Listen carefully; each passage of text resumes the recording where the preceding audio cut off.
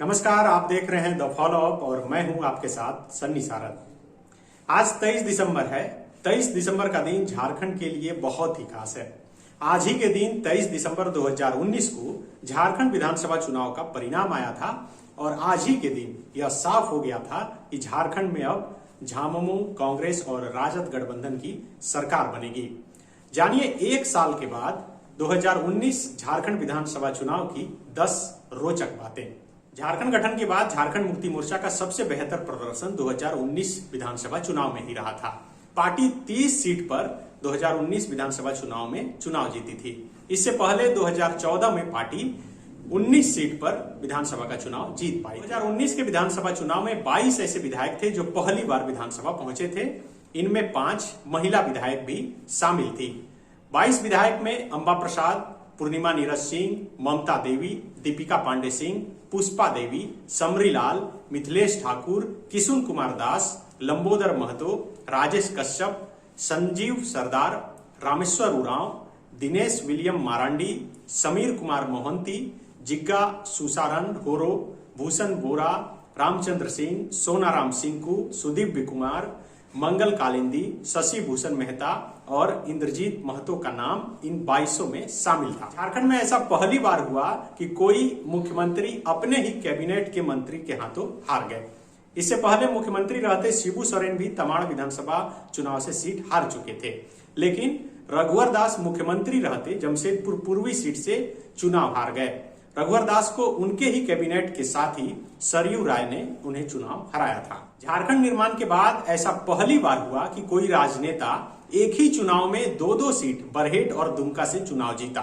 जी हां, हेमंत सोरेन झारखंड के पहले ऐसे राजनेता बने जो विधानसभा चुनाव में 2 सीट पर चुनाव लड़े और दोनों ही सीट पर विजयी हुए। झारखंड मुक्ति मोर्चा का वोट 2014 की अपेक्षा 2% गिरा, लेकिन सीटों की संख्या 11 बढ़ी।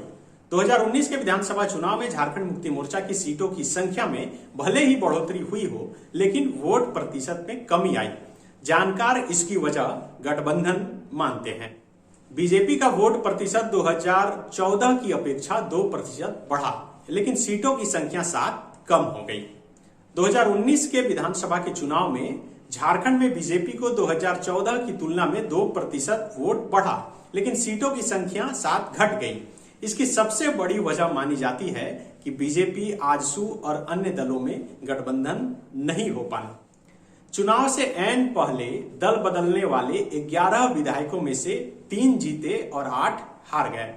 झारखंड चुनाव से पहले दल बदलने का खेल खूब चला था, जिसमें खूब इधर से उधर नेता लोग हुए थे। 11 विधायक भी इधर से उधर हुए थे, जिसमें से 8 चुनाव हार गए और 3 ही चुनाव जीत पाए।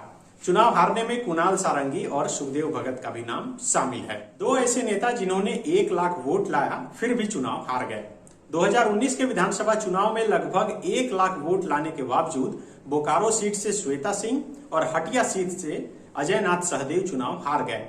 श्वेता को 99,020 वोट मिले, जबकि अजय नाथ सहदेव को 98,927 वोट मिले, जबकि 67 ऐसे प्रत्याशी थे जिनसे इन दोनों ने अधिक वोट लाया था, फिर भी ये दोनों चुनाव हार गए। 2019 के विधानसभा चुनाव में सबसे अधिक वोट बहरागोड़ा विधानसभा सीट से झारखंड मुक्ति मोर्चा के प्रत्याशी समीर मोहंती को मिला।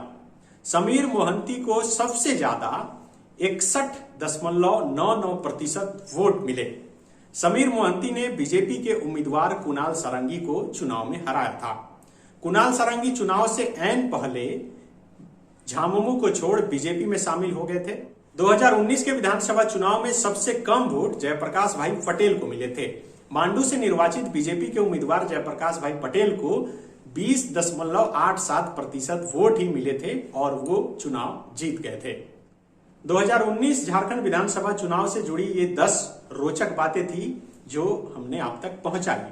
इस डाटा को कलेक्ट करने में हमारा साथ दिया हमारे सहयोगी सुशील सिंह मंटू ने। सरकार के 1 वर्ष पूरे होने पर भी हम कोशिश करेंगे कि आपके लिए अलग से कुछ स्पेशल स्टोरी जरूर लेकर आए। तब तक आप द फॉलो अप को फॉलो कीजिए। शुक्रिया।